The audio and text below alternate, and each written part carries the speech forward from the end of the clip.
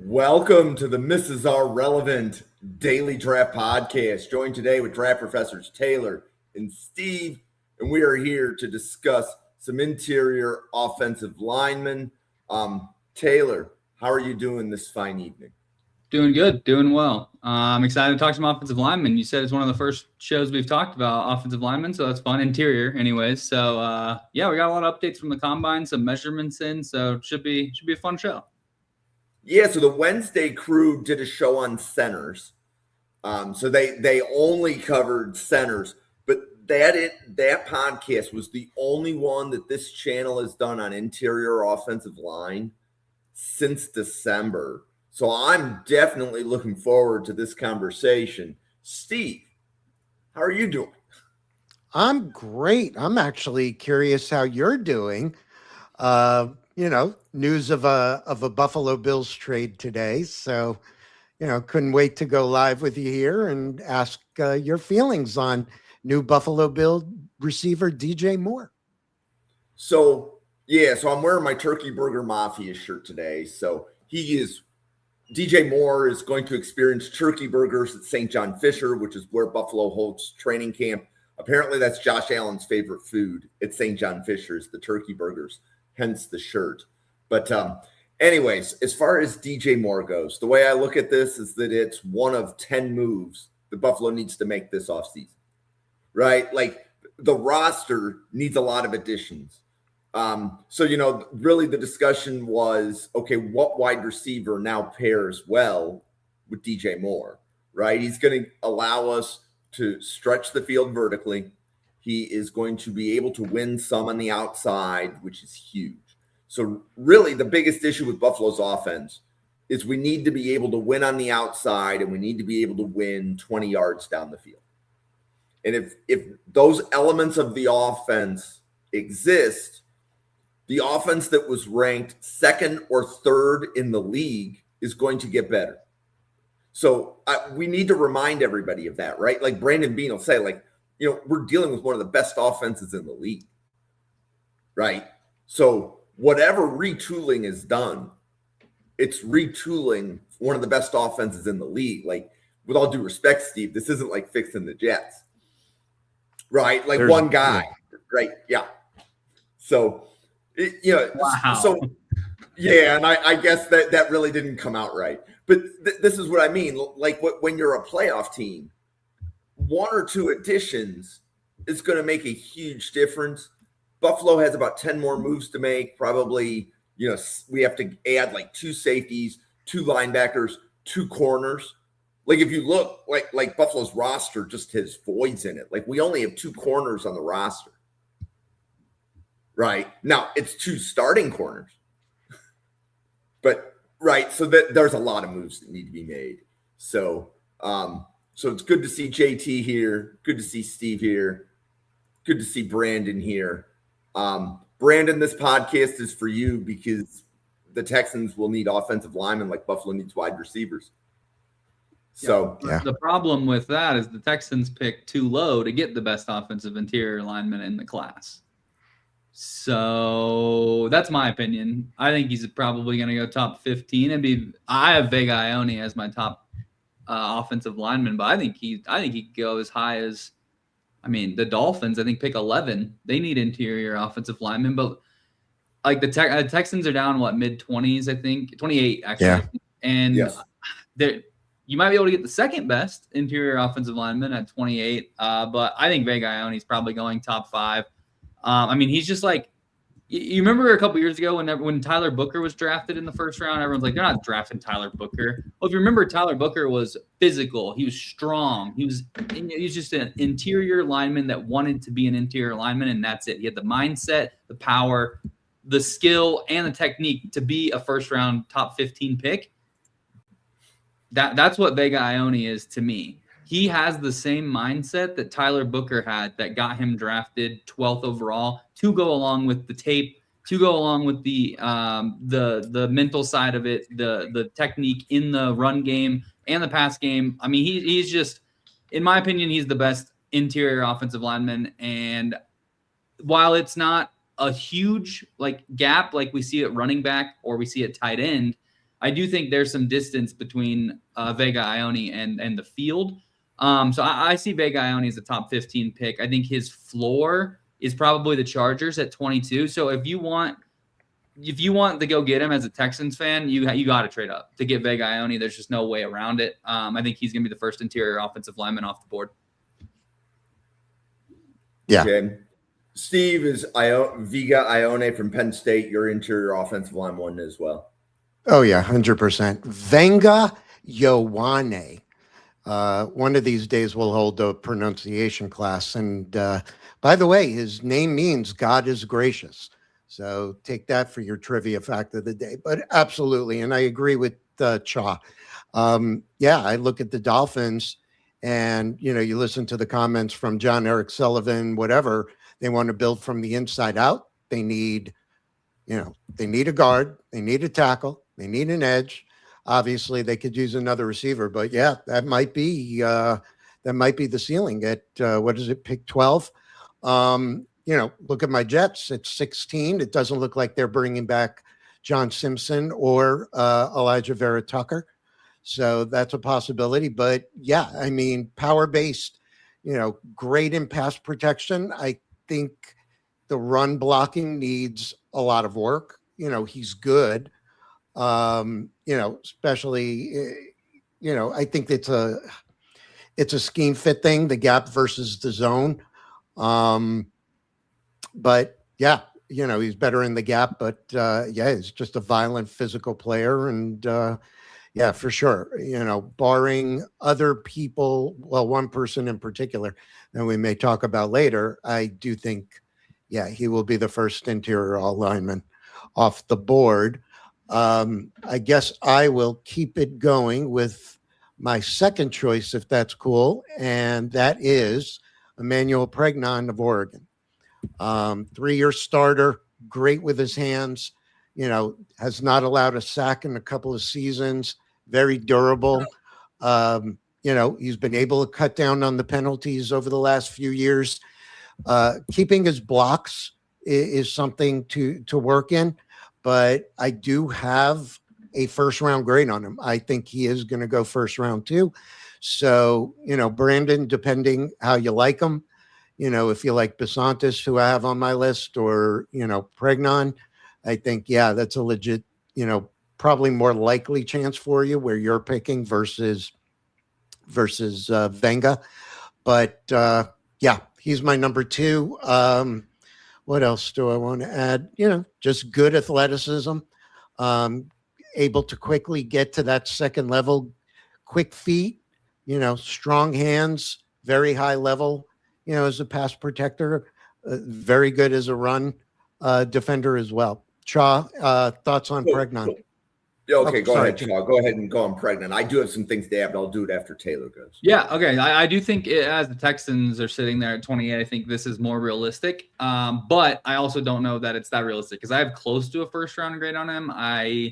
He's slightly under what I would say a first-round grade is, like early second for me. But yeah, I mean, he's really good in the run game. I do think he goes first round. I don't think I'm going to have more than 20, 25 first-round grades in this entire class. So you're going to get people, especially at some of these positions, get propped up. And I think Pregnon is one of those guys that's kind of rising. I think, they had a decently deep run into the college football playoff, which just allowed more eyes on him. He kept playing well. So I just, his explosiveness isn't, the best in the entire class by any means. But he's really, really good off the ball in the run game. And I think he's just a player that can play anywhere on the interior line. I know he's mostly played left guard, I believe. But I do think he can move around a bit, which also helps him. So I think any team that needs an interior offensive lineman back half of the first round, I wouldn't be surprised to see him go. See, so Pregnon's interesting. So we did a podcast on Saturday where it was, which players are you higher on or lower on than consensus? And there are a lot of people that are lower than Pregnon, right? So there's some people that see it, and then there's other people that are like, I won't touch him until day 3, which is interesting for a player that's getting first round grades, right? Like that's Yeah. what, like if it's a day 2 player that some people see as day 3, to me that's not that far off. But if somebody has them, let's say top 25, and somebody else says he's not even in my top 150, that's a big gap, right? Yeah, that's where you just completely miss out on the player. You don't get a chance to get him because he's not gonna fall. He's not gonna fall to day 3. He's just not. So he's too good. Like he's not close to falling to day 3. So anyone, if there's 8 GMs in the league that say, yeah, he's a day 3 pick, well, he has 24 other chances to get drafted, and he will. Yes. Like he's that good of a player. So I don't know what they're seeing to have. Like I could get being lower than consensus, and I get that, but day 3 seems kind of just like a shock value take to me. I'm gonna take it with a grain of salt. Well, so, and help me out a little bit. So Pregnon is very scheme specific. Like if you're in a system that's going to power block straight ahead, you want Pregnon. But if you're going to be pulling a lot, he's not the guard for you, correct? No, and I would argue neither is really Ione either, right? Like he's kind of more the same. Right. They're kind of similar. They're both power guards for sure, but they're both the two of the most powerful guards in the entire class. So, if they do, and they will get drafted into those schemes because that's how teams draft. They don't, if they're not going to go draft Spencer Fano and say, come play power center for us. Like it's not a thing. So, these guys are going to get drafted to fit their schemes that the GM, the coaches, they have talked about this. They are willing to bet their top 50 pick on both of these guys to be day 1 starters on their offensive line. So I think, they definitely more power dependent, but how many teams run power in the NFL, right? A lot. So it's not where he's not going to have a home. It's just, it is going to be scheme specific and it is going to be team dependent. So it's interesting. I don't see day 3. I definitely, like I said, I don't even have a first round grade on him. So he's just early day 2 for me, but that just kind of gets bumped around depending on team need. So it's interesting that I'm hearing day 3 a little bit. Yeah. And there was a Ravens podcaster that came on and said that Pregnon is actually a better scheme fit for the Ravens than Vega is. Right. Like, so there are people that even have Pregnon higher than Vega. Right. So that's what I mean. Like, this is fascinating. But Shaw, who is your interior offensive lineman 3? We are going to stick with this is a little I'm gonna go and stick with guard here. I think this is the guy who rose at the combine and he was already on my radar and he just keeps flying up the board, and that's Keelan Rutledge. He is the guard out of Georgia Tech. So 6'4", 316 pounds, 9.61 relative athletic score. He's just a really, really good player. For me, like he is able to move well. Like he moves better at the second level than I think both of the guys we've talked about so far. He has, a strong run game present, a good anchor and pass protection. Like he doesn't get moved. Like he is just, I think the upside with some of the athleticism and explosion stuff from Pregnon and Pregnon did have a good relative athletic score, but Ione obviously didn't work out. So we don't know, but Keelan Rutledge even had a more impressive, athletic score than Pregnon did, which again, that matches the film. I gave them the same film grade. So when you start looking at that, you're looking at plug and play day 1 starters. And I think Rutledge fits that bill. I think he's a solid, firmly cemented second round pick. For me, like I think a team will be like, oh, we have a hole at guard. Guess what? Like we just named the Ravens, right? We named the Jets. Who else needs a guard? The Lions need interior offensive line. There's a bunch of teams that are picking in the middle of the second that I think, and the Chargers, we talked about them as well. Like they're another team. They're definitely going to be looking interior offensive line, whether that's first or second round. They need players that can protect Justin Herbert. So Rutledge to me, day 1, plug and play starter. He's kind of my last guard that is like day 1, plug and play. You're starting, no questions asked. That is why we're picking you this high to start day 1. And Rutledge is kind of where I cut off right there for guards. So, I'm a big fan of Rutledge. I think he's kind of more balanced than both of these other 2 guys where he can play multiple schemes, which opens him up to, more opportunities in terms of where he can get drafted. So what do you have on Rutledge, Steve? Yeah, he's my number 3 as well. Couple of things on him. So he was Georgia Tech's first back-to-back All-American since Megatron, 20 years ago. Won the ACC Brian Piccolo Award for most courageous. Obviously, the story was out there. I think it was 2 years or 3 years ago. He had a really bad foot injury from a car accident. And let's see. Yeah, but I think you hit the nail on the head. I think when you look at analytically, he's probably the most complete guard in this class. I think he's entrenched in a round 2 conversation. I think, like I said, the analytics as well as the consensus, he's right where he should be. I see the comment on Basantis, and I'm probably higher on Chase Basantis than Shaw is. But I think the thing with Basantis, his tape outpaces, the data that's out there. And you don't find that with Keelan Rutledge. His true pass set performance is perfect. I actually think it's better than Venga's. No pressures allowed, no sacks, no hits, no hurries in any one-on-one drop back. That is the second highest true pass rate.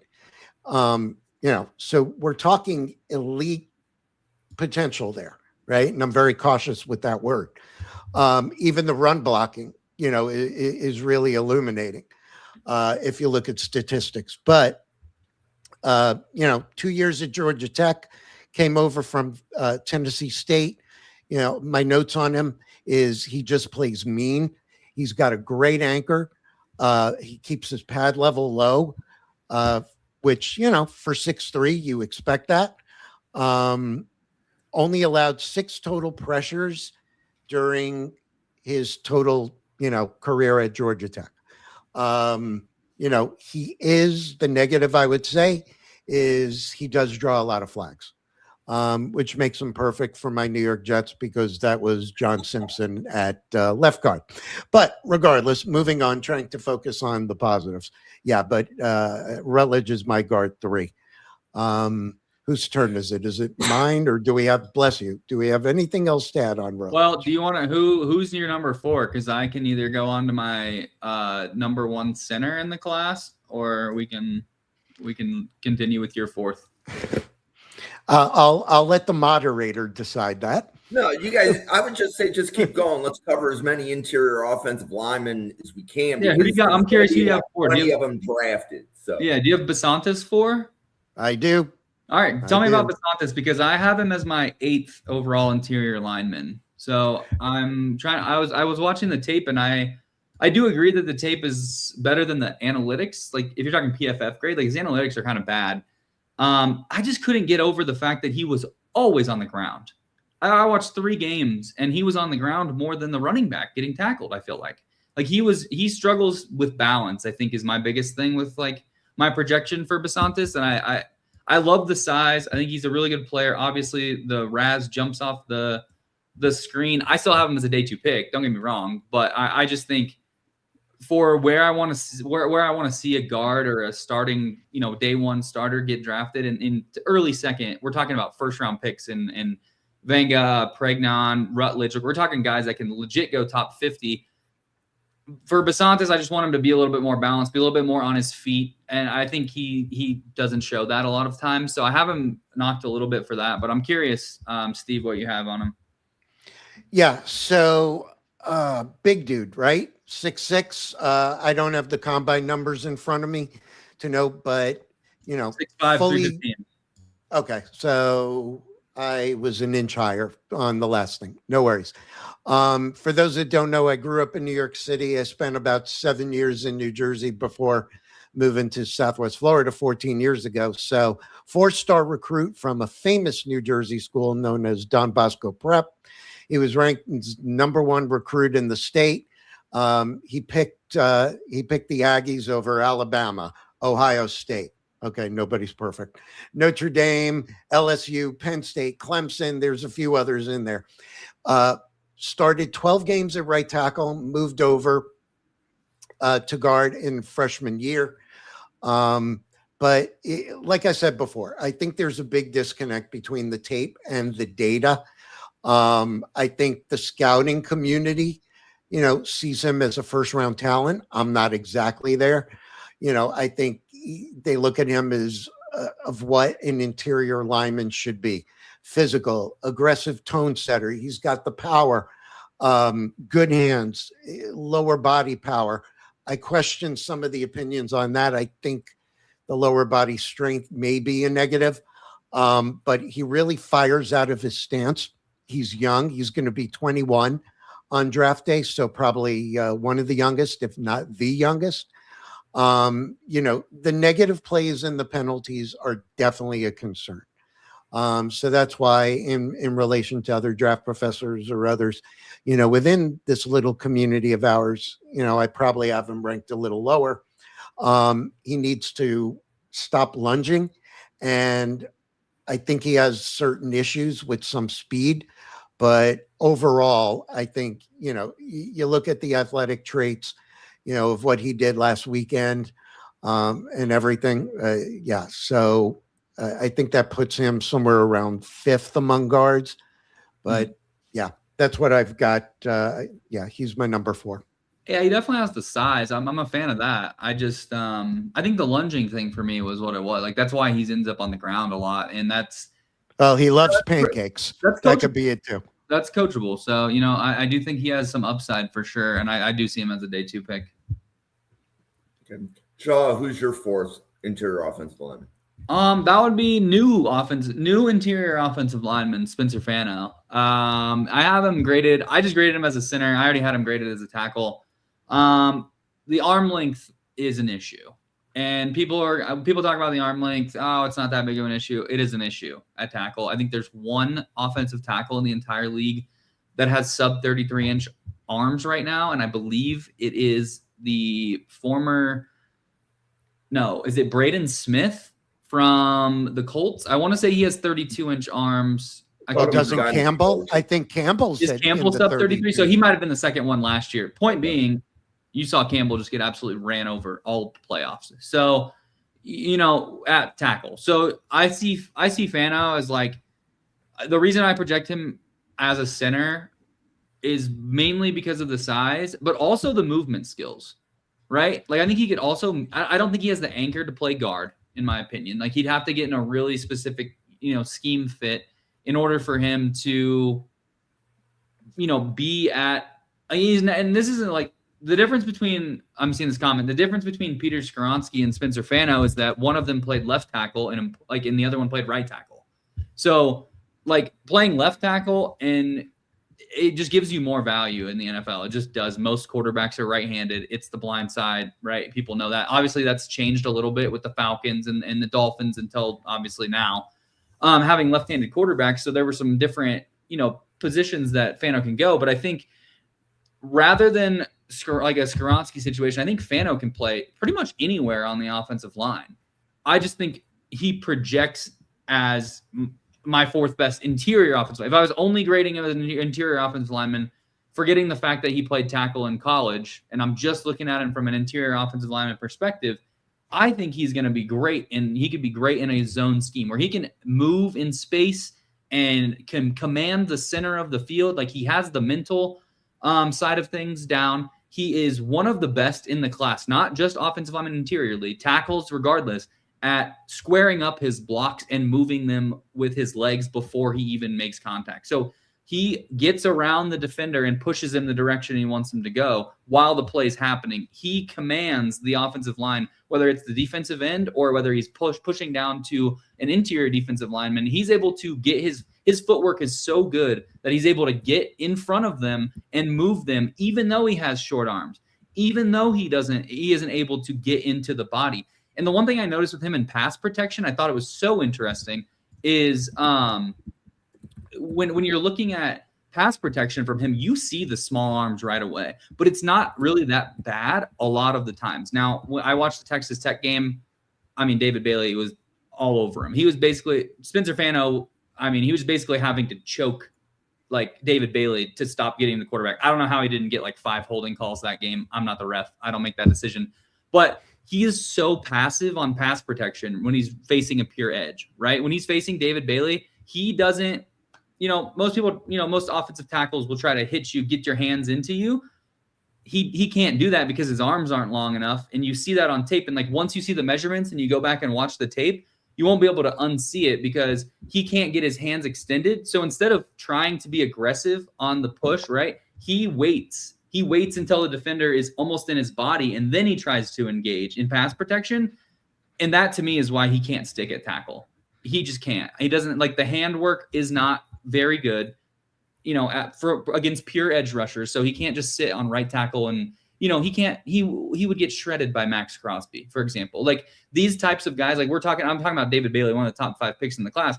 David Bailey's top 5 pick in the class. He's not a top 20 edge rusher in the NFL. So like I'm saying, like there's layers to it. And I think moving him interior center specifically in a zone scheme, I think he's the best center in the class. And I think he has that flexibility that, hey, oh man, our right tackle's out this week, but we have a pretty quality backup center. Okay, well maybe you just move Fano to the right side for one game. You can play right tackle for a month while someone's injured or whatever. That's the versatility that I think Fano brings.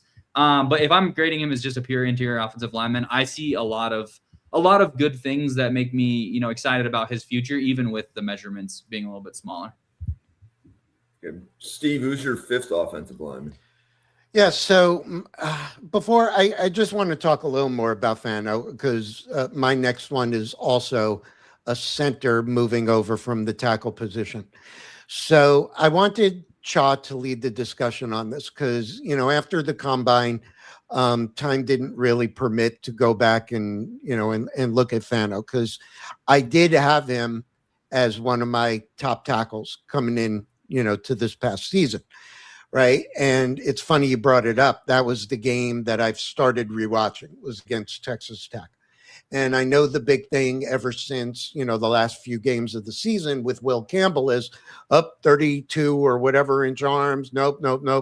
I do think it matters that Fano was playing on the right side of the line. Okay. Now, if he was the blindside protector for, Tua or dude in Atlanta who's hurt, Penix, or, Cole Payton, wherever he goes, that would be a bigger concern for me. I don't disagree that he should move inside, but, I can't compare him and Campbell because I look at Campbell. I always felt Campbell should be a guard, especially on that left side.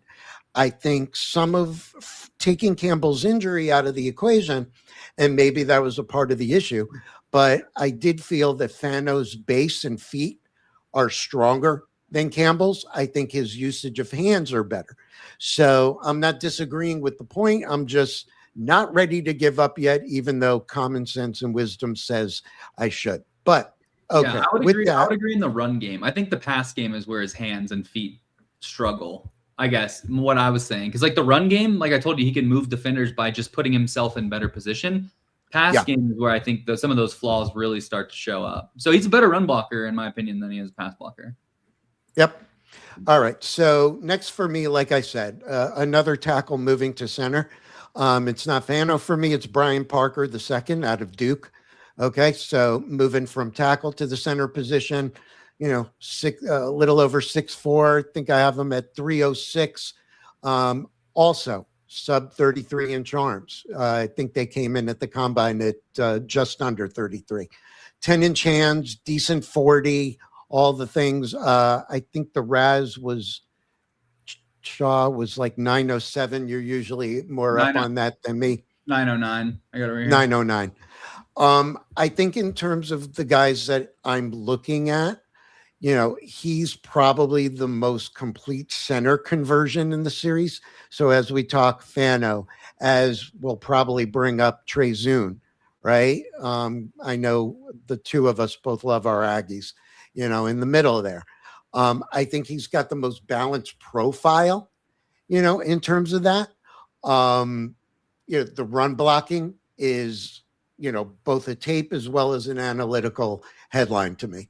I think in terms of a scheme specific thing, you get him in that, zone game. You're dealing with a potentially, you know, more than reliable center. I was trying to pick and choose my words. Very low pressures. Could he add some weight? Maybe. Sustaining blocks could be a challenge. I don't think that's going to be an issue for him playing at the center position. He did allow a lot of pressures, which is another reason why I want to see him move inside. Not the biggest. He's not the longest, in terms of wingspan, but I definitely see him as a day 2 and my top center right now, and whatever we're up to, number 5, I guess.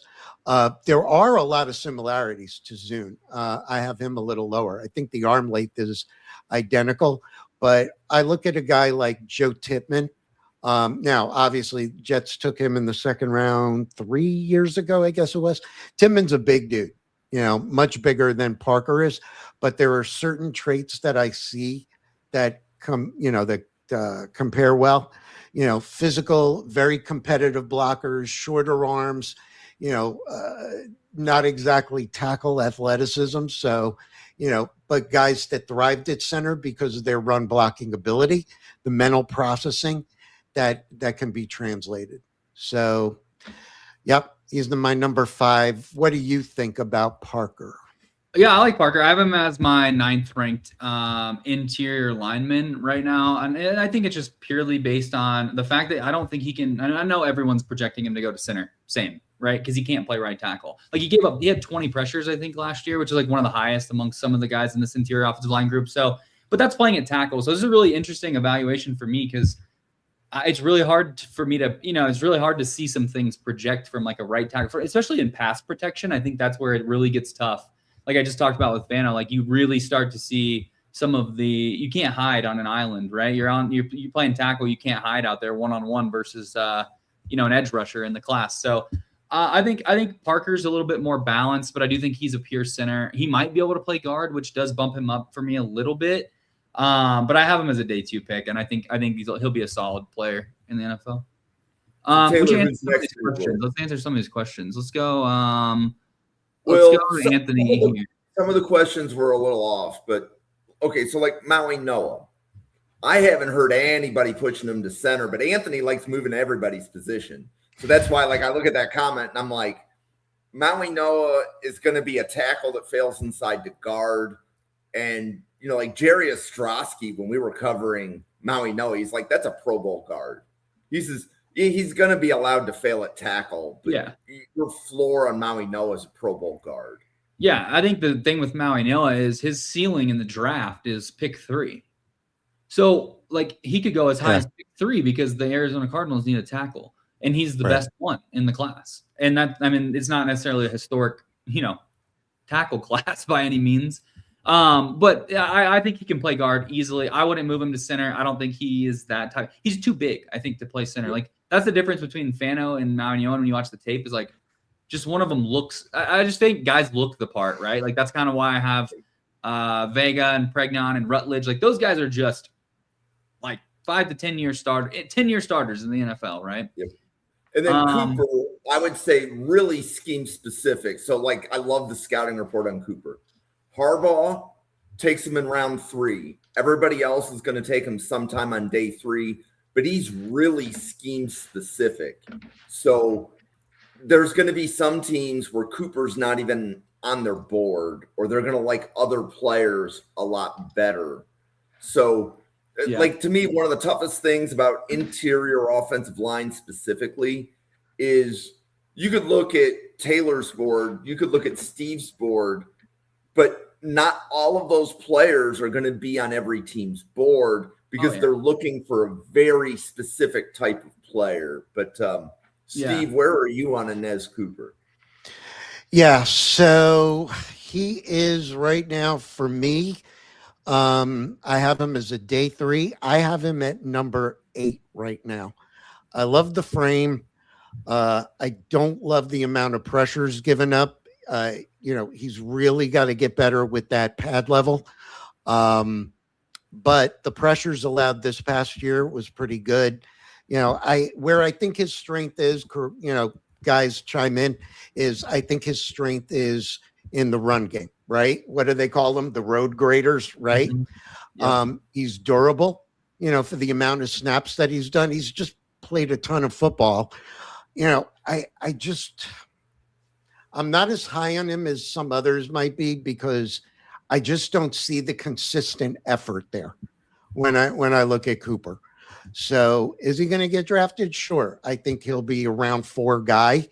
I have him now at, well, that's not important. I don't want to Well, you start pulling said up 8th spreadsheets. overall on your board, so that's actually pretty high because this is a Yeah. pretty good interior offensive line class. Yep. So, Chaw, who's next on your board? Well, I'll talk real quick because I actually have him ranked 6th Okay. on mine. So I'm actually even a little bit higher on Inez Cooper. And I think part of this was really rewatching the Indiana game and those games at the end of the season. Like his improvement from the beginning of the year to the end of the year was honestly pretty tremendous. I thought, I mean, he absolutely is a road grader in the run game. Like that is his best quality by far. Like he's another one of those guys. And why I project some of these guys a little higher than maybe most is, yeah, he has room to grow, but even with his floor, like he can be a starter in the NFL day 1, right? So I think if a team wants to take him day 3, I think they should definitely do that. I think he's a guy that projects well at the next level. And I know the pressures, right, are a little bit of an issue. But every year he improved on that, right? He got less and less pressures. He only gave up 1 sack this last year, less hits, less hurries. All of that stuff improved over the course of his career. The tape was great all the way through the Indiana game. I mean, he was opening. We talked about this on the running back show. I'm going to throw everyone back to the running back show when I said Mark Fletcher could be RB2 in this class. And everyone said, no. Well, guess who dominated the college football playoff? It's because of the right side of that offensive line. It was not just Maui Noa either. It was Inez Cooper. Like these two dudes were opening every hole for Mark Fletcher. And as good as I already thought Mark Fletcher was, him just being able to run straight through these holes. I mean, Cooper and Maui Noa clearing the way. Like I'm a huge fan. I think he's just that size. You can't teach 6'6", 334. You can't. And when he has some of the tape to back it up, especially in the run game, we'll work on pass pro, right? Like that's something to improve on for sure. But yeah, I like Cooper even a little bit more than Steve, which I was kind of surprised about. Because my system does film. I do analytics, and I do kind of projection upside, and it all ties together. So then I don't really know where these numbers are coming in, and I'm trying to be true to my brand new model that I'm building for the first time ever.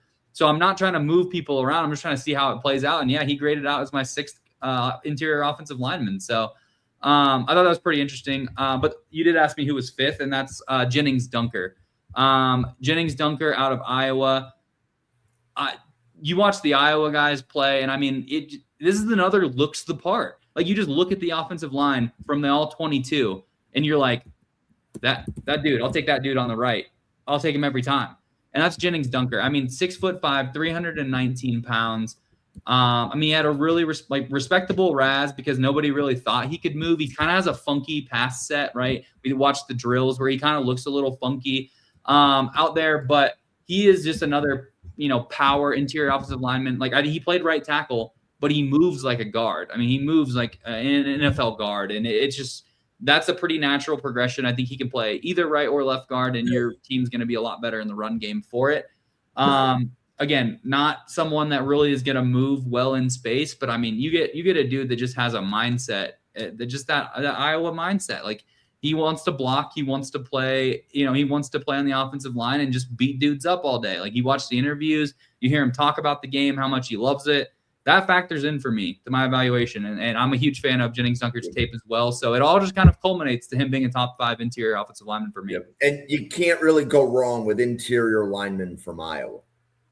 Right. Like, I mean, Dunker will not be the first. He's not going to be the last. Like, because there was a couple of Iowa guys that went back to school that we evaluated. So Iowa is just turning these guys out. And I'm assuming we're going to get to one of Dunker's teammates here in a few minutes. Oh, yeah. Steve, who's next on your board? Steve, you're muted. Forgot about that. Yeah, you just heard about him from Chaw. Dunker is next on mine. Love the size, 34-inch arms. You know, you hit the nail on the head with the Iowa thing. I think the Iowa system context really is critical for interpreting how we look at these pass blocking guys. You know, because Iowa frequently runs right one of the most run heavy schemes of a lot of the prospects that we're talking about. So I think he had, to a degree, fewer pass blocking opportunities. But yeah, he's so clean, well distributed. He's great at picking up the stunts and the blitzes. You know, he just looks like an athlete, right? You know, running around. I think it was him that they were talking about on the broadcast. They were throwing comps out there of like Brandon Scherf and Zach Martin and Cleveland, Batonio, you know, so you know, we'll see, but great pad level, you know, he's nasty, just great finishing mentality. You know, I do prefer him at guard over than tackle. A lot of that is because I think his anchor strength leaves a little to be desired. Hand placement has to improve, common theme that we'll see with these guys. Question about how he handles power rushers, but you know, did allow a lot of pressures in his career. You could coach that. You really can. So he's my number 6. Anything else we want to say about him before I move on to number 7? Just move on to the next guy. Let's see how many linemen we can get to here. All righty. Next one for me. I'm going to go back to the Aggies, if that's okay with everybody. And I am going to go with Armaj Reed Adams. Full-time right guard, good size, you know, one of the top recruits out of high school in Texas. Also a track athlete. He competed in the shot put and discus in track and field. Moved over, you know, run blocking dominant, most maybe of any guard that we've talked about. I think the pass protection is probably his biggest weakness. And maybe that's why, you know, there was some buzz last year that he could be, you know, a top 32 player into more of a day 3 reality. Got to work on those penalties, but again, comes down to coaching. Yeah. So where does he win? Zone run blocking. Right. We talk about before these scheme specific guys. He's above average there. I think he could function well, not only in the zone, but I think he can really contribute greatly in the gap scheme as well. His overall strength is, I think, probably his biggest physical trait. He's got a great anchor. He's able to generate power at the point of attack. He processes very quickly. He recognizes what his assignment is and great at picking up of what the defense is getting ready to throw at him. What do you think on Reed Adams, Cha? And then go on your next guy. Yeah, I love Armaj Reed Adams, and it's so interesting because, like I told you guys, I'm not just grading from a pure tape perspective, but if I was grading from just film alone, I actually have Armaj Reed Adams graded as my second highest interior offensive lineman on only film grade. So a lot of the analytics and not having the athleticism testing, he didn't win any awards. He doesn't really project with this huge upside to me. Like, he is just the player that he is, and he is going to – he's another one of those guys for me that's just like going to come in, plug and play, right guard. Doesn't really have a lot of position versatility, which is another reason I have him ranked 13th. And I'm like, okay, you know, I'm working through this model for the first time. So I'm like, wow, this guy on film, he looks amazing. Some of these other areas kind of bring him down, but everything about him from a pure, like, I mean, he's just so big. He's so violent. I love his mindset. I love the fact that he came up from, I believe he transferred up, right, from a lower level, if I'm not mistaken. So, I mean, he's just able to displace defensive tackles, and there's not a lot of guys in the class that can do that consistently. And on tape, it was all over there. I think, you know, he's got average agility. Like, he's not going to be someone that's being asked to pull all over the place. But I just think when you get him going, you running downhill. I just looked up who the Dolphins' new offensive coordinator was to see if you got like that. I saw the question in the chat, seeing if anyone fits specifically with the Dolphins. I actually don't know if Reed Adams, he's an interesting one because they want to run the ball, right? They're going to run the ball to play action. They just got Jeff Hafley, Bobby Slowick's now the OC. So it's an interesting placement there. But for me, the tape was just incredible with Reed Adams. I was on him in summer scouting. I thought he was really good then. I had him as a day 2 pick. Nothing has changed. I do believe he's still a day 2 pick now. And if I was just watching film, ignoring athleticism, ignoring analytics, ignoring upside, ignoring everything, he would be my second highest graded interior offensive lineman. So the tape is that good, in my opinion. Okay, and Shaw, who's next on your board for you? Now we already talked about Chase Basantis a little bit, so let me move on. We don't need to talk about him, his teammate, even though obviously they're pretty close on my rankings. So next for me, the only person in my top 10 we haven't got to yet is, and he's someone I've been on since summer scouting, someone that I have compared on this show to a Hall of Famer, and that is Tom Nalen. I think he's a Ring of Famer, not a Hall of Famer, but Tom Nalen is my comp for Jake Slaughter. Jake Slaughter out of Florida. He is my second highest graded center. He would be my center number 1 if Spencer Fano didn't measure with such small arms, and I just moved him there this week. So Jake Slaughter to me is worthy of a day 3 pick. He is just the most, in my opinion, he's like one of the most balanced players in the class. He can fit any scheme. He is smarter than any center in this class by a landslide. He has the mental side of football down. He loves the game. All he wants to do is play center. All he wants to do is play football. I watched some interviews from the combine. For Jake Slaughter, I just think he is so technically consistent. Like, he will get beat a little bit because he's kind of a lean frame. He's like 6'5", 303 pounds. So it's a bit lean. So if he gets bull rushed, it can be a problem at times. But I think he's going to put on a little bit, like he's going to put on strength when he gets into the NFL. Like, he's just kind of like still not fully in his frame. Like, he needs 15 more pounds. And I'm like, okay, that dude is going places. Like, that dude is a really, really talented center. He's similar to me because of the Tom Nalen comparison. Obviously, I'm close to the Broncos. That's a huge, one of the best centers that I've watched in my life. But Tom Nalen was a 7th round pick, undersized, about the same size as Slaughter in terms of like, you know, he's about 6'4", about 295, so a little bit smaller even, but just a tall center, lean frame. But he knew how to set up his blocks well. He knew exactly where to be, exactly when to be there, and he captained the offensive line for 14 years, right? That is what I see with Jake Slaughter. I'm just a huge fan. I think that he is one of the best centers in the class, and he's probably day 1 starting center for me. Okay, so Taylor, you said he was your 10th interior offensive lineman, and if I heard you right, it's a day 3 grade. Correct? Technically he's 7th, and yeah, it would be. I haven't really fully got my day. Like, he's definitely day two. Not I might have said day 3. I meant round 3. Okay, got it. Yeah. Okay, yeah. We're good. I have a pretty big. That was actually the part that surprised me the most. Say what? There was the day 3 is the part that surprised me the most on everything. No, I meant to say round 3. There's a pretty big drop off for me from my. You're not the only draft professor that's done that. So no, yeah. No, I like Jake. I just think Jake Slaughter, he showed it. Like, he was clearing the path. Like, he was coordinating things like for the Florida offense, which had, I mean, respect where respect is not due. I guess I don't know. DJ Lagway is not a good quarterback, and that offense was terrible because of him. And Jake Slaughter did everything he could to put that offense in the right situation, and DJ Lagway just didn't make a lot of plays. So, Steve, who's next on your board? Yeah, so I'm going to skip ahead. I also had Slaughter next, and we talked about Cooper.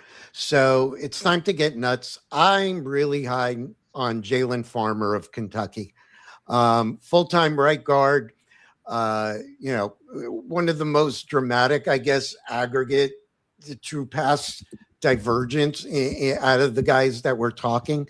Very good run blocking. I would say well above average. With a lean towards the gap scheme. But Kentucky ran pretty much about a 53, to 47, whatever the math is, gap to zone. So there's a good, and substantial sample size there. But what I like about him, he's got some heavy hands. He's really good on pulls. He could wash away his defenders with some of his angle blocks. He can displace guys. Thank you. Yep. I don't know. I never know if home squad is Daniel or Dalton, but That's Daniel. okay. Yeah. Hey, Dan. But the penalty discipline is one of the best out of the guys that I've spoken about so far. I mentioned Reed Adams before. If you look at the data, Armand Reed Adams commits a penalty every 75 snaps, and Farmer has committed one if you bring it out, every 818. That's like an 11 times difference. So yeah, I may be in the outlier. I like the arm length at over 34 inches. It's one of the longest out of the guards we've talked about. So I think that raises his ceiling. Really good athleticism. We saw what the 40 was. Probably one of the best guards, maybe the best guard in the series. Don't have that in front of me. He's got the NFL caliber movement and ability, despite some inconsistencies within the game. Anybody else got anything on Farmer? Yeah, he's inside my top 12. He's 12th for me. So I'm pretty high on him too. Obviously, what he did at the combine, I have 9.67 for the Raz. That's going to put him up there, but the film was good too. A little inconsistent at times, but really strong. Like you said, doesn't give up a lot of negative plays, which is good. Obviously. So it's interesting because I think going into it, I think if you watch the tape, you kind of already expected him to be a little bit more athletic than people were giving him credit for. So when he ran that, it even surprised me. I didn't think he would get that. I think he ran like a 4.93 or something like that in the 40. I didn't expect that. How much do you weigh 40-yard dash for interior offensive linemen? Because for me, it's not a lot, right? Like it's not a ton. Like the difference between 4.9 and 5.3, that's different. But like if you're 4.9 to 4.95 to 5.06 or 5.1, like I don't know. I'm not really separating out that too much. But he's just so strong and powerful to go with this athleticism. So for me, Farmer's a big projection, but I project him to be a pretty good starting guard in the league. And I just see him as more of a late day 2 pick, like early day 3, probably even getting to round 4 would be where I think teams would start to take him. And that's about where I have him ranked right now. That doesn't mean you're not getting a really good player and a player that has more upside than most of the guys we've talked about so far. So I think that's where it gets interesting because he does have a little bit more of a ceiling than like, let's say, Brian Parker or even Jake Slaughter. Like I just mentioned those guys, or even maybe Inez Cooper, like even more upside than those guys. So interesting study, but yeah, he's 12th for me. So I like him as well. Hey, Shaw, and who do you have next? So we can talk about. You mentioned Iowa before, so I'm dying to hear who you're going with. Yeah, my Iowa guys ended up being ranked like the rankings went Jennings, Dunker. I basically watched Iowa and Texas A&M. I watched so many games because there's 3 offensive linemen on each one that are projected to go in the top 150, right, in the class. So I watched a lot of those games this week, and it ended up being Dunker at the top, then the 3 A&M guys, and then the 2 Iowa guys. So it's kind of interesting. They ended up at 15 and 16 for me, right next to each other. Bo Stevens, a little bit higher just because he does have a little bit more position versatility. Logan Jones, obviously a center only. But I mean, Bo Stevens is another guy that has that same Iowa mindset like Jennings Dunker, right? 6'5", 315. So what hurts him is the athleticism, right? He did not have a good combine. He had a fine combine, but 7.39 RAS. It's obviously not the worst in the world. A lot of these RAS numbers too are kind of just annoying to me because nobody's doing the agility anymore. So it's like, well, what are we doing here? We need kind of a new metric. So maybe we can build that, Steve, and we can make a. I was talking with Kent Lee Platt about 30 minutes before the podcast.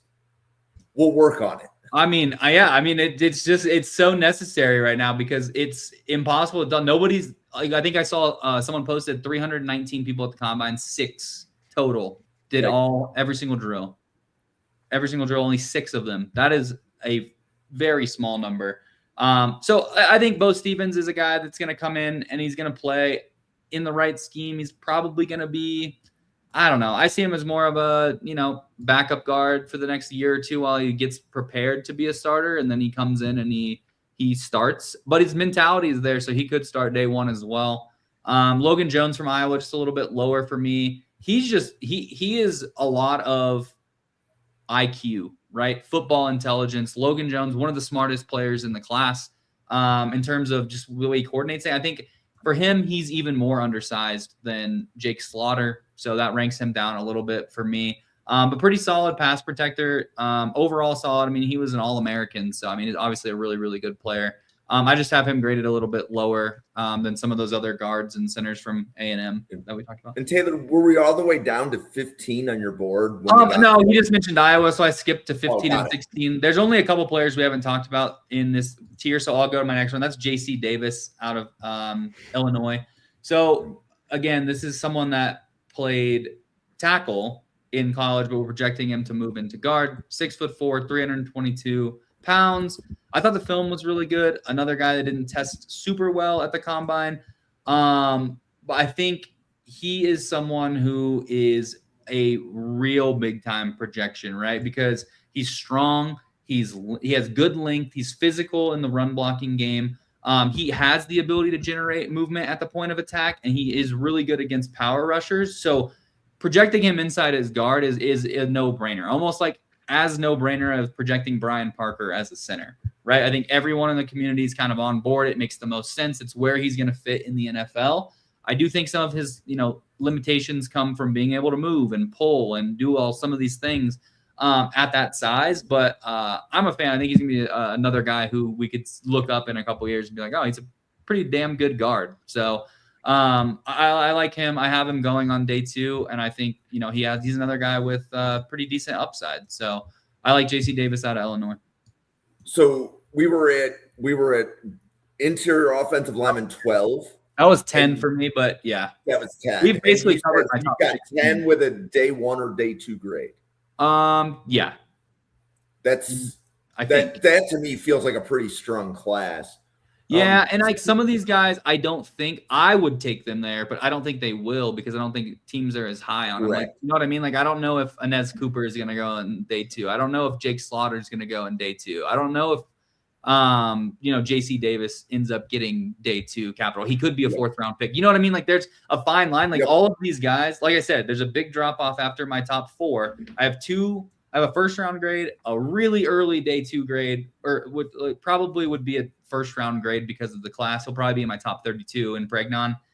Rutledge and Fano, to me, if I'm just projecting them as interior offensive linemen, solid round 2 picks, 100%.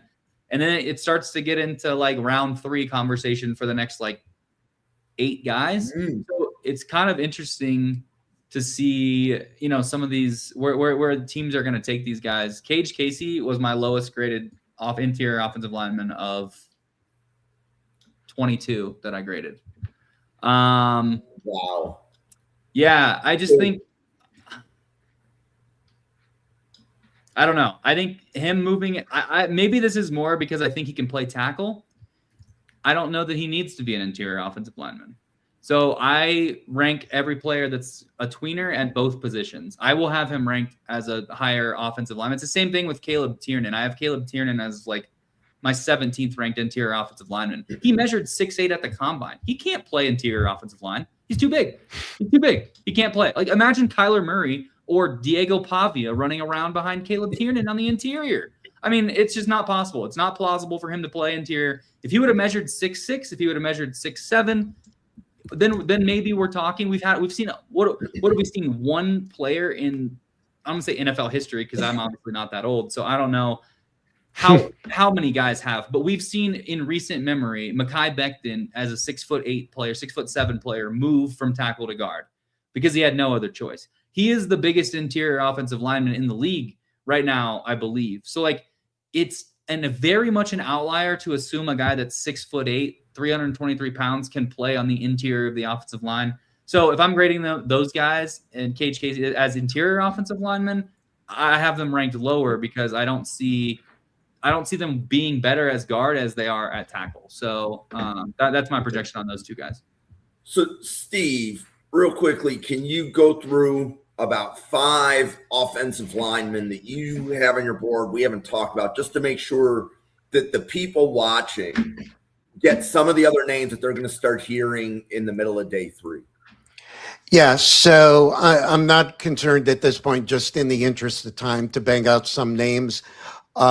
Here's one that I don't hear a lot of people talking about. Matt Golban, the center from Michigan State. Yes, they do have a football team. I actually was, that was mean, but whatever. Anyway, I actually was turned on with him because early in the season, I was pretty high on Aiden Childs as a quarterback. I really felt he was going to go back for 2026, but it was Golban's first year. But here's what I really like about Golban, and started watching him more. His anchor and his play strength, like that's his business card. When he puts his feet down and he's locked in, nobody moves him. Okay. The unstoppable force meets and whatever the expression is, right? He's a brick wall.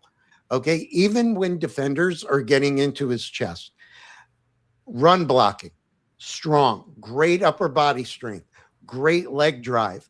So he is a mauler, the road grader. He can pancake the smaller defenders by generating a lot of, what do we call it? Like the horizontal displacement. All right. Is run blocking, it's built on power. It's built on nasty finishing, the mentality, and it's built on leverage. So you want to try him, you're going to get buried. Pass perfection. Started games at all 3 interior offensive line positions. Well, right. Yep. So there's that. Let's see. You wanted some more before we wrap up? I got some here. We can go on the center run. Do you want to talk ahead. centers? Because there's a bunch of them. Sam Hecht, just go. Sam Hecht out of Kansas State. Fair enough. My Kansas State guy, 6'4", 303. He's more balanced than a lot of the centers in this class. Like he projects to go in any scheme. Kind of the way K-State runs their offense, right? He can, they run the ball. They run the ball a ton. A lot of play action pass. So he is a guy that I'm a fan of. Then we just go on a run of centers, like you mentioned Matt Golban. I'm a little lower on him than you are. Guy a little higher on in terms of center is Connor Liu, obviously coming off the injury, but he's 20 years old. So that's a big projection for me because I'm not even sure he's going to be ready to play come the start of the 2026 season. I don't know where his rehab is at, but I know people have been talking about him as one of the top centers in the class for the entire cycle. That ACL injury was obviously not great, so we have to monitor that and rank accordingly. So I think he's a day 3 pick. And then Pat Coogan is another guy from Indiana that is a day 3 pick to me. You kind of just get on a run of centers here, like Logan Jones, Connor Liu, Matt Golban, Pat Coogan. Like these guys are all going day 3. They're all going to be centers. They're all going to play. They're all going to be pretty decent. None of them are going to be, in my opinion, none of them are going to be all pros. None of them are going to be Hall of Famers, but they're going to be in the league for at least 1 contract, maybe 2. And Golban specifically can move around. I think Hecht can move around. I think Liu and Coogan and Jones are kind of more strictly centers. But yeah, those are kind of. Do either of you have a draftable grade on James Brockermeyer from Miami? I did not get to Brockermeyer in my research quite yet, so I only was able to get to 22 offensive linemen, interior offensive linemen this week. So, and I didn't even hear you mention Parker Brailsford. I haven't got to him either. They're not ranked. Yeah, if I didn't mention them, they're not ranked. I'm we went through everybody I'm that there on him, but yeah. The only other player that I've seen the community higher on than me, but I have him right now is 19th is Billy Schrauth out of Notre Dame, 6'5", 310-pound guard, just pure power, displacement. But there's a lot of injuries there, if I remember correctly. Exactly. So you got, 19th interior offensive lineman out of the 22 that I graded. I just think day 3, 100%. Like some people have been wanting them in day 2. I don't see that. Mainly because of the injury stuff, but the size is there. I think he can be someone that plays in the league and he can move positions as well. So I like Schrauth. A lot of day 3 guys. I think what we see, I just looked it up, like 24 to 28 get drafted on average, and most of those are in day 3. I'll throw another name before we wrap up because I'm glad you brought up the Notre Dame dude, Fernando Carmona. is another one. Great grip strength, low center of gravity. I think the athleticism is better than what he gets credit for. He is limited. We saw certain things at the Senior Bowl, but he did put together, pretty solid workout last week at the combine. 6'5", 320, so he moves differently, but I think his pre-snap processing, if you watch some of the games, is right there. Started, he's got the experience and leadership. He played nearly a full season at left tackle last year, and then nearly a full season this past season in 2025. I'm sorry, Randall's not in here to defend his boy. Arm length is an issue, right? 31 and a half. I think it was Brugler said something about that. That no tackle, right, in the NFL with arms shorter than 32. There are some soft edges in this pass protection. He's a waist bender, so the body control, but, he puts together a nice tape. And, yeah, with that, I think we've covered a lot of my guys that I've had ready for tonight. Yeah, you guys did a good job blitzing through like the last 10 guys in each of your boards there. It was like speed dating, but for interior offensive linemen. Yeah, well, and it's important. Everybody's going to talk about the top 5 or the top 10, right? I mean, your top 5s or top 10s, for the most part, were the players that every other draft podcast covers. Wanted to make sure we get deeper into the group, because these are the guys that you draft them now, and they're a starter for your team in 2027. But we could say that you heard them about here first. So why don't we pause for podcaster identification? Steve, do you want to let everybody know about all of your Jets podcasts and Twitter spaces? Yeah. So you've got the handle right here on, I'm using Jim's philosophy now of X-Witter. Right? That's what we're calling it. Steve @Steve_NFL. Twitter spaces on Saturday and Sunday mornings. We cross the NFL. We do get a lot of Jet folks in there because nobody's perfect. But on YouTube, we branch it out, do work with other of the draft professors. Fridays, barring social obligations, you can find me on this channel at 7 p.m. pitching in as a GM and the first round Mad Tweeter, not the Mad Hatter, for the weekly Draft Professor mock drafts. I'll be running the war room for the JETS for our epic mock, which is coming up in 4 or 5 weeks. 4 Holy weeks. cow, it's here. 4 weeks. So yeah. And then of course, 7 p.m. right here with Chaw. And that may change as we get into the summer scouting, and excited to stay a part of this and get the stuff out to y'all. Okay, Taylor. Yeah, you can find me Football with Chaw on YouTube. I just put out a mock draft about 4 days ago, and man, shout out to anyone who watched that because you guys love that stuff. I got a lot of views on that. It was a lot of fun. 3 rounds, awesome mock draft. Now, full disclosure, so much stuff in the league has changed in the last 4 days. I'm gonna have to do another one. But yeah, so you can follow me there on YouTube. My X handle is down below. And then I'm here, like I said, every Thursday at 7 p.m. Eastern, and then we'll get into summer scout. I mean, we're in the heart of draft season right now, and we're already scheduled out for summer scouting. So that's how we do it over here at the Draft Professor. So, all right, Jim, go ahead. Tell us about Epic Mock. Yeah, so Brandon, here's your response on Tyler Biadasz. But yeah, so welcome to Draft Professor, everybody. We're here every day at 7 p.m. and 9 p.m. Eastern. This was a really good podcast, and it's just a warm-up because we've got EJ and we've got Christian, and ironically, they're going to be doing a mock the wide receiver board. So Steve submitted a wide receiver board. We have Owens and Randall's wide receiver boards from Tuesday. I think Randy and JT also submitted a wide receiver board. So we're just going to kind of look at other people's wide receiver boards and decide what kind of content we can make. In addition to that, as Taylor said, we have Epic Mock, April 9th, 10th, and 11th. By the end of this week, I think all 32 spots will be filled.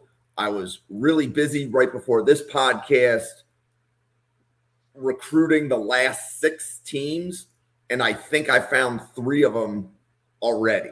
So it's just one of these things that, finding podcasts that will mock draft with other podcasters. Jerry Ostrowski is hosting a war room. Jerry, thanks for stopping by. JT, who is here, is going to be doing the Buccaneers. Home Squad Sports is going to have a war room. Not sure what team yet, but you will see draft professors from all over the world, because we're going to have a couple of drafters from Europe. So it's going to be, they're going to be pulling an all-nighter, because it's going to be past 1 a.m. for them when we get started. So, but it's a lot of fun. So Epic Mock, April 9th, 10th, and 11th, sponsored by the Draft Professor, but it will be on every team's feed with a podcaster near you. As Steve said, we also do a 3-round mock every Friday night at 7 p.m. Eastern. So if you want to draft in that, go to the Draft Professor Twitter page. You can sign up on the pinned post. So you can be in the chat drafting for your team. We will have TJ Wengert and Jake Shivnick on the podcast discussing everybody's pick, discussing their boards, some of the guys that they're higher on. And as Taylor pointed out, the audience loves 3-round mocks, right? It's good content. It's once you get out of round 1, you're talking about players that not everybody talks about. So you got to get into round 3, and maybe we'll get bold and do a 4-rounder here shortly. So yeah, I'm gonna have to get into the 4th round, because I got to stop mocking Elijah Surratt to the Raiders at the top of round 3 every time. So makes too much sense, doesn't it? Well, I'll tell you now. I mean, didn't the McDuffie trade throw a monkey wrench into considering Ty Simpson for the Rams? No, right? No, he's not good enough. No. Yep. And it makes the Bills pick that much more valuable, because somebody can trade up to get Ty Simpson and Buffalo can trade back.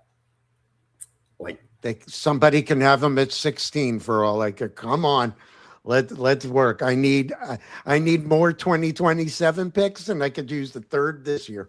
So let's go. Yep. We're open the Jets for have business. 3 first-round picks next year already, right, Steve? Yeah, I want 5 or 6. Yeah, because why not? Let's go for 32. We'll probably need them all too. You can never have too many first-round picks. First team to go 0 for 32 on having the entire first-round pick. Oh no, they'll go. How many? Yeah, that's okay. We're gonna would be salivating. Whoever's picking 33 would be like, all right, we're getting our player. Right. Well, no, they. I don't know about 0 for 32, but I think they'll go 0 for 34 on interceptions 2 consecutive years. Anyway, we could do this another time. Yep. For Steve, Taylor, myself, and the 85 podcasters at the Draft Professor, thank you for watching. We will see you on a podcast again in about 45 minutes. Thanks, everybody.